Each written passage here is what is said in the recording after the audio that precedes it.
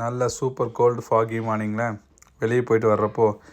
ஏன் நம்ம இன்றைக்கி புதுசாக spring onion pepper chicken try பண்ணக்கூடாது அப்படின்னு ஒரு ஐடியா. அப்படியே காரை கொண்டு பேக்யார்டில் நிப்பாட்டிட்டு கறி லீஃப், சில்லி, ஸ்ப்ரிங் ஆனியன் எல்லாமே பேக்யார்ட்லேருந்து எடுத்துகிட்டு fresh spring onion, small onions, கறி லீஃப், க்ரீன் சில்லி எல்லாத்தையும் நல்லா கட் பண்ணிவிட்டு மரசெக்கு கடலை எண்ணெயில் கொஞ்சம் முந்திரி, ஏலக்காய், சோம்பு, சீரகம் ப்ளஸ் இந்த கட் பண்ண வெங்காயம் இதெல்லாம் போட்டு நல்லா